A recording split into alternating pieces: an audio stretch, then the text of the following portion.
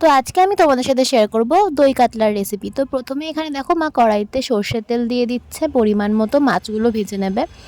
তো এখানে মাছগুলো দিয়ে দিচ্ছে, আর মাছগুলো হচ্ছে কাতলা মাছ নেওয়া হয়েছে, দই কাতলা। যেহেতু তোমরা রুই মাছ দিয়েও করতে পারো, আমার তো রুই মাছটা দিয়েই বেশি ভালো লাগে, তবে আজকে কাতলা ছিল। তো মাছগুলো একে একে ভাজে দিয়ে দিচ্ছে, আর মাছগুলো অবশ্যই হচ্ছে লো ফ্লেমে ভাজা হবে, আর হচ্ছে বেশি কড়া করে ভাজা চলবে না। তো দেখো এখানে মাছগুলো ভাজা হয়ে গেছে, উল্টে নেওয়া হয়েছে।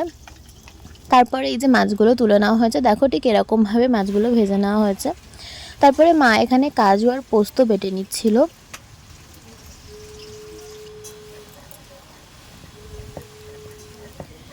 তো এটা বাটার পর তারপরে কড়াইতে যা তেল থাকবে সেই তেলে গরম মশলা ফোড়ন দিতে হবে। গরম মশলা ফোড়ন দেওয়ার পর তার মধ্যে হচ্ছে শুকনো লঙ্কা আর তেজপাতা দিতে হবে। শুকনো লঙ্কাটা তোমরা যে পরিমাণ ঝাল খাবে সেই পরিমাণ দিও।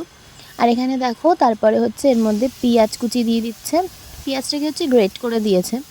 তো এটাকে ভালো করে ভেজে নিতে হবে, যখন একটু কড়া কড়া ভাজা হবে তারপরে অন্য মশলা দেওয়া হবে। তো দেখো এরকমভাবে ভাজা হচ্ছে এটা, আর ফ্লেমটা একদম লো ফ্লেমে হবে।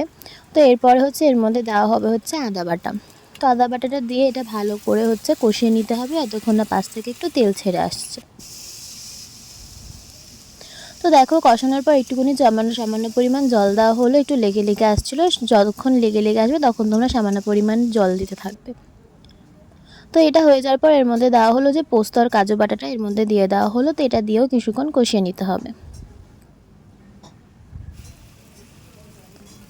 তো দেখো এরকম ঠিক স্ট্রাকচারটা আসছে, পাশ থেকে তেল তেল ছেড়ে আসছে, তখন হচ্ছে 3 চামচ পরিমাণ দই নিয়েছি, আমাদের যে পরিমাণ মাছ ছিল। তো তোমরা তোমাদের পরিমাণ মতো দই নিয়ে নেবে। তো এটা দিয়ে ভালো করে এখানে নাড়িয়ে চাড়িয়ে কিছুক্ষণ ফুটতে দিতে হবে। তো দেখো এখানে টকবক টকবক করে ফুটতে শুরু করেছে। তো এর মধ্যে পরিমাণ মতন জল দিয়ে দেবো।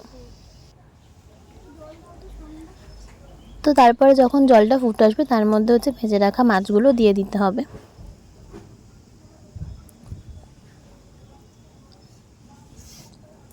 তো এখানে সমস্ত মাছ দেওয়া হয়ে গেছে। দেখো তারপরে হচ্ছে 5 মিনিট মতো এটা ফুটতে দেবো। দেখো টকবক করে জলটা ফুটছে, ঝোলটা।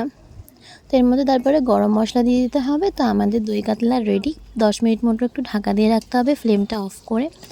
তো দেখো রেসিপি তৈরি হয়ে গেছে। তো তোমরা অবশ্যই এটাকে ট্রাই করো, আর কমেন্টে জানিও। এরকম আরও রেসিপি পাওয়ার জন্য আমার চ্যানেলটাকে সাবস্ক্রাইব করে রেখো। বাই।